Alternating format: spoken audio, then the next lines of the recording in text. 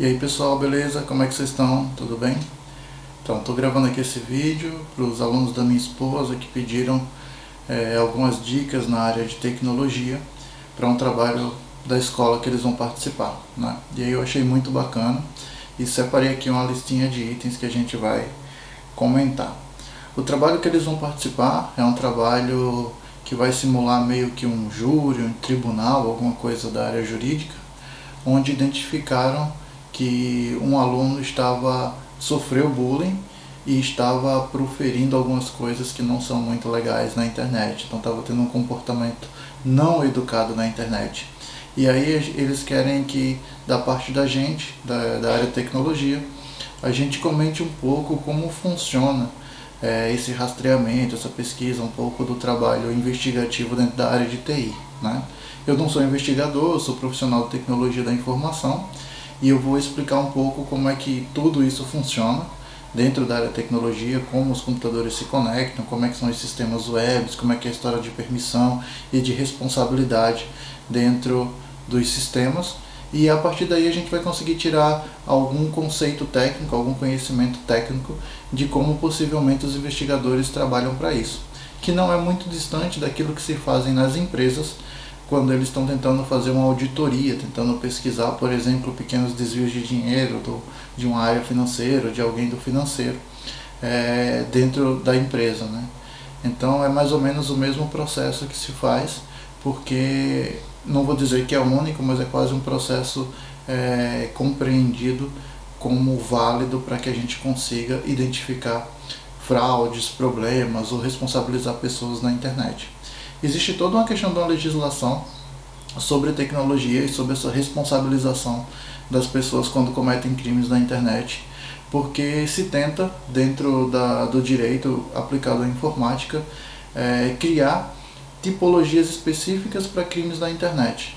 Mas por muito tempo no Brasil, o que a gente percebeu como profissional de TI é que os juízes eles passavam a decidir questões de crimes comuns, de crimes reais, e faziam uma analogia com os crimes virtuais. Isso vem mudando com algumas legislações, porque para isso o corpo jurídico teve que começar a se especializar e entender na área. Então, para todo esse processo ser válido, uma das coisas que eles começaram a entender é como funciona, na verdade, a internet, né? Existe o ambiente virtual, né, que é o fato de você estar utilizando algo digital, algo dentro do computador, no smartphone, que necessariamente não tem conexão com a internet, mas para o caso específico que eles estão propondo na escola, a gente precisa entender um pouquinho como é que funciona a internet. A internet nada mais é do que a conexão de vários computadores pelo mundo, tá?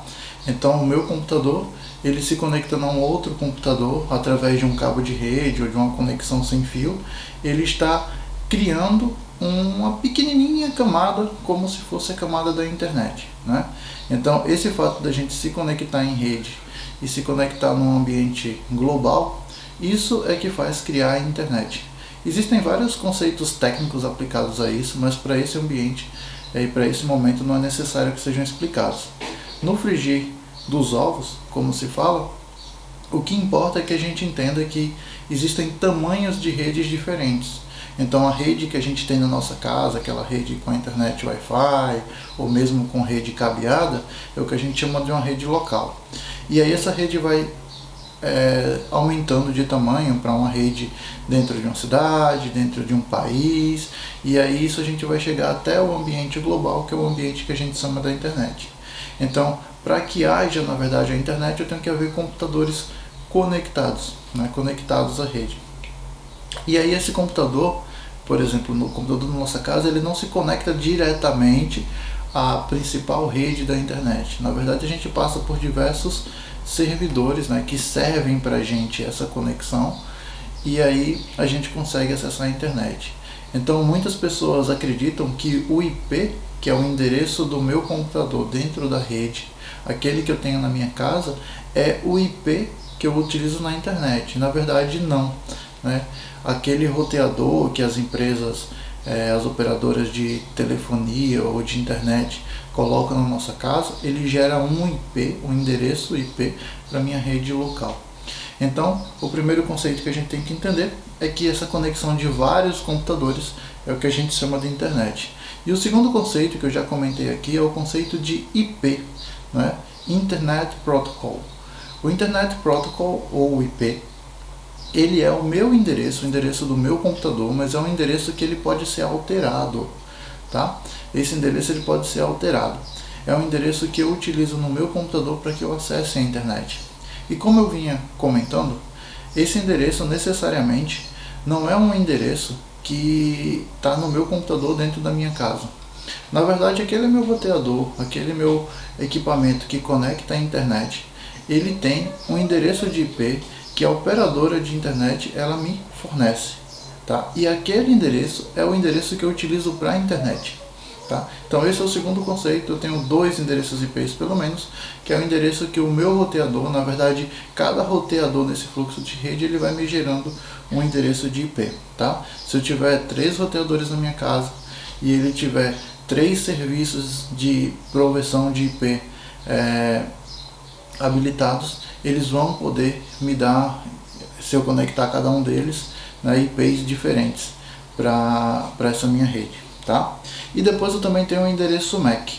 Esse endereço MAC, em tese, porque alguns criminosos já conseguiram criar clones e criar alguns subterfúgios para burlar eles, mas em tese, cada placa de rede, seja ela fixa, seja ela de cabo, seja ela Wi-Fi, inclusive no nosso smartphone, né, para poder acessar o Wi-Fi, cada forma de conexão que eu tenho, cada placa dessa que se conecta a um tipo de rede, ela tem um endereço único, internacional, tá? Então esse endereço ele é mundialmente verificado.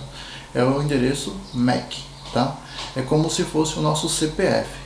O endereço de IP é como se fosse o endereço da nossa residência, né? É possível que você morando numa casa, em algum momento você possa vender aquela casa, ou se você mora de aluguel, você possa sair daquela casa e morar em outra. Então o teu endereço de IP funciona mais ou menos como esse endereço. É um endereço que, dependendo do ambiente que tu esteja, ele vai mudar. Se você estiver na cafeteria, a internet da cafeteria vai ter um endereço de IP, na tua casa vai ter um outro endereço de IP e por aí sucessivamente. Tá? O seu endereço MAC não, é como se fosse o teu registro, o teu CPF. E aí esse endereço MAC ele não muda. Tá? Independente da casa que você for, você vai ter sempre o seu mesmo endereço MAC. Independente da cafeteria, do shopping que você conectar, você vai ter sempre o seu endereço MAC ativo. Tá? Então isso são conceitos importantes para a gente entender. O último conceito é o roteamento de servidores. Tá? Como eu falei, você está dentro do ambiente da sua casa, você está lá com o seu IP local e está com o seu endereço MAC ativo. Quando você se conecta a um jogo na internet, quando você se conecta ao servidor do Facebook, que é o Google, ele vai identificar o teu endereço de IP da internet, que é o endereço que o teu roteador tem provido pela empresa que opera a sua internet na tua casa, tá? E aí esse endereço é que você vai ser roteado ao longo do mundo. Toda vez que você conectar a um site, é aquele endereço de IP da tua casa que está se conectando ao site. E aí o trabalho do roteador, do equipamento roteador que tem ali, é justamente entender que aquele site foi requisitado pelo teu celular, ou pelo computador dos seus pais, ou pelo computador de um irmão, tá? É ele quem vai rotear, criar a rota específica daquele site. Uma vez que todo mundo dentro da sua casa tem o mesmo endereço IP, mas tem endereços de IPs diferentes, tá? Então é pelo endereço IP que ele faz essa conexão, ok? Então esse é o primeiro assunto. Faltou falar também sobre a assinatura de pacotes, que na verdade toda essa conexão que a gente faz com os sites, com os jogos, tudo mais, toda essa comunicação é feita através do envio de pacotes de internet. E esses pacotes eles têm a tua assinatura do IP e a assinatura do teu MAC. Então esse ponto aí é o que a gente vai dar um pause agora, né, nesses conceitos, para mais tarde a gente falar um pouquinho sobre a investigação criminal e como provavelmente ela deve acontecer, tá? O segundo ponto é os sistemas web, tá? É uma outra maneira de você conseguir identificar responsáveis. Você aí não precisa estar muito preocupado com o de onde veio a conexão, né? Com o endereço de IP, endereço MAC, esse tipo de coisa. Porque na verdade toda vez que você acessa uma rede social, você faz um cadastro, né? Apesar do cadastro ser um pouco frágil se a gente pensar do ponto de vista jurídico, porque não tem cadastramento de CPF, RG e nada disso, tá? Até por um motivo óbvio, né? Cada país ele tem a sua própria legislação, além das empresas de internet buscarem um pouco, essas empresas que fornecem serviços, né, como Facebook, Instagram, Twitter, elas procuram desburocratizar o teu cadastro para que incentive você a se cadastrar mais facilmente, né? Quando a gente tem um formulário muito grande na internet, geralmente as pessoas evitam entrar naquele cadastro e tudo mais, porque vai demorar um tempo e você não quer perder muito tempo, acha que talvez não vale a pena. Então o cadastramento mais simplificado, com um e-mail, uma conta de usuário, é o que as pessoas costumam fazer. Mas o teu perfil em cada uma das redes sociais, ele é tão detalhado que ele acaba identificando você.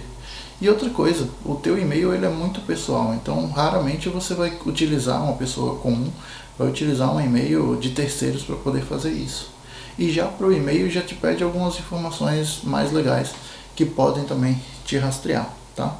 Então, para cada sistema desse você cria na verdade uma conta de usuário. E essa conta de usuário ela tem níveis de permissão, tá? Para usuários comuns como a gente, que simplesmente utilizam as redes sociais, utilizam os sistemas, eles mapeiam tudo o que a gente faz na internet, por dois motivos. Primeiro, por uma questão de responsabilização e depois por uma questão comercial. Tá? Então eu não posso falar o que eu quero na internet, eu não posso desrespeitar as pessoas na internet, eu não posso executar qualquer crime na internet, achando que não vou ser responsabilizado por aquilo, porque de fato eu vou conseguir sim ser responsabilizado por aquilo, tá, que você cometer. E como é que isso acontece? Várias empresas como Facebook, Instagram, Twitter, elas têm um código de conduta, onde você tem que ser responsabilizado por aquilo que você faz. Além delas coibirem pelo próprio sistema delas, né, eles têm um programa interno, vamos chamar assim, e esse programa, esse software interno, ele vai identificando através de imagem, que já é possível hoje você fazer um software para ler imagens, né, sobre texto e sobre, acho que basicamente isso, imagem e texto, né, eles identificam um certo padrão. E esse padrão ele é eliminado das redes sociais, ele é convidado a ser retirado das redes sociais, e em casos mais fortes eles são de fato removidos pelo próprio sistema. Tá? Além disso, todas essas redes sociais elas têm também um sistema de denúncia, né, onde você achando que aquilo não está de acordo com a conduta das redes sociais, daquela rede social específica, você pode denunciar aquele texto, redenunciar aquela imagem, aquele vídeo que você visualizou, e a partir daí vai entrar para esse próprio sistema avaliar, e em casos mais complexos, onde os próprios sistemas não possam avaliar, pessoas de fato vão avaliar aquele conteúdo e ver se estão de acordo com o código de conduta. Não estando de acordo com o código de conduta, aquele conteúdo é removido. Então exatamente tudo que você faz numa rede social, ele é de fato registrado no banco de dados para ser utilizado nesse tipo de caso, e em alguns casos também para uma área comercial, onde eles identificam o perfil do usuário e podem sugerir produtos, né, para aquele usuário. Então, de fato, dentro desses sistemas web você tem sistemas web mais complexos, robustos e de grandes organizações. Você tem um sistema de responsabilização muito forte e um sistema de auditoria também muito forte. Tá? Mas é diferente, por exemplo, no caso de sistemas de mensagem como o WhatsApp. O WhatsApp, quando você vai falar a primeira vez com uma pessoa, ele informa que toda aquela comunicação ela é criptografada ponto a ponto. Não é? Isso quer dizer que do meu smartphone para o smartphone da pessoa que eu estou conversando, todo aquele texto ele é codificado de uma maneira que nem o próprio sistema do WhatsApp sabe o que foi falado ali.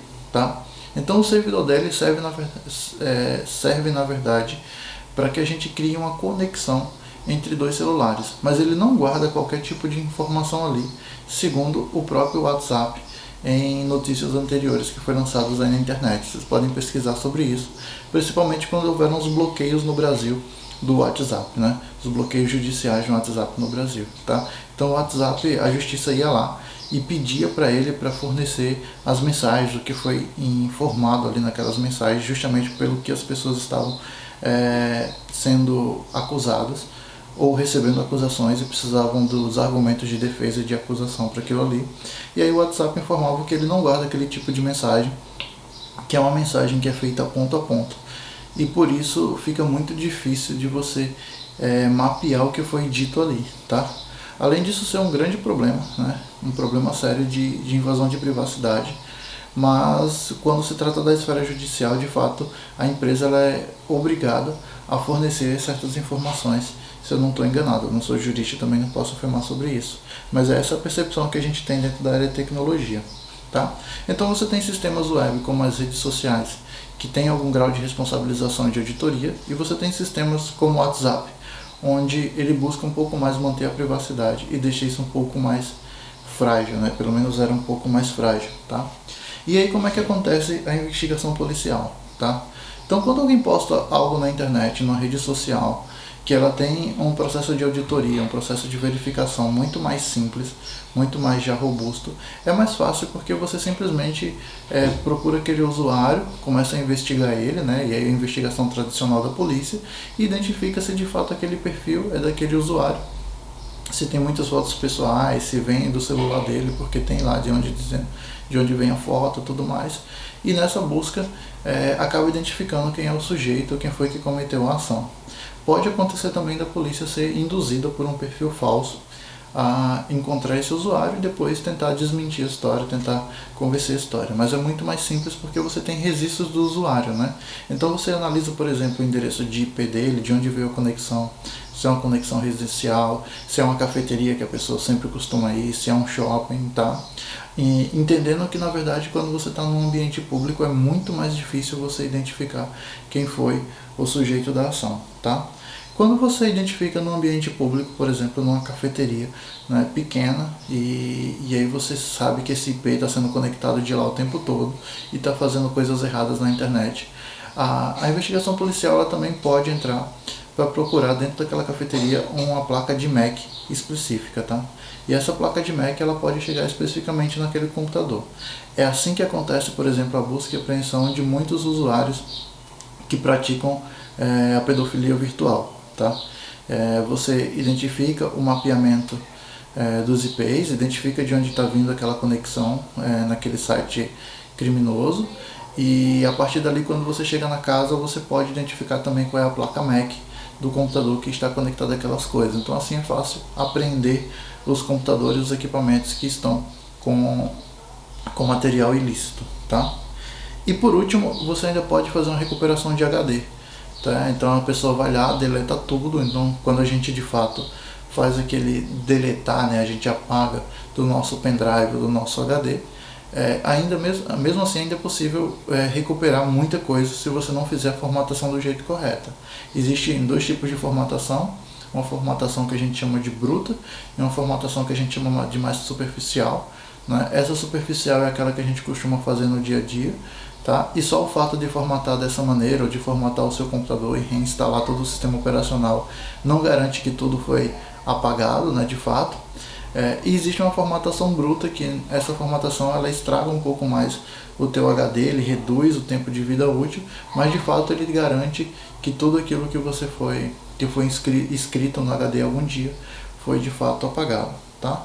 Então, no geral, é isso, né? Você consegue responsabilizar as pessoas pela rede social a partir do momento que você faz uma varredura na conta do usuário, identifica quem é aquela pessoa e aí faz uma investigação policial tradicional sobre aquela pessoa, sobre os hábitos, tudo que ela faz. Nisso pode, de fato, conseguir identificar o suspeito e responsabilizar. E quando você precisa rastrear pela internet, você faz uma análise daquele usuário, os sites que ele acessa, identifica o número de IP dele, a frequência, e aí você vai chegando. O número de IP identifica especificamente o prédio que ele foi conectado através dessa rede de internet das operadoras, né? Vivo, TIM, Claro e por aí vai, tá? Então você consegue chegar no prédio e dentro do prédio você não vai procurar mais pelo IP, porque o IP chega ali, o IP da internet, você vai procurar pelo endereço MAC, que é o endereço físico do equipamento. E aí o endereço físico do equipamento te dá especificamente qual foi a máquina que foi acessada, tá? Tudo isso é registrado em bancos de dados da internet, com hora de acesso, tempo que ficou acessando, quais sites que você acessou, pelo próprio backbone, pelo próprio servidor que proveu a internet daquilo ali, tá? Pessoal, espero que vocês tenham entendido um pouco desse mundo da internet. Qualquer coisa, voltem o vídeo antecedo para poder vocês entenderem um pouco mais. E fico disponível para qualquer dúvida que vocês tenham, tá? Pode mandar mensagem nos comentários do vídeo ou em outros canais que vocês possam me encontrar para poder a gente tirar dúvidas sobre isso. Se o assunto foi interessante, dá um like aí, que gostou do vídeo, tá? E estamos aí. Valeu!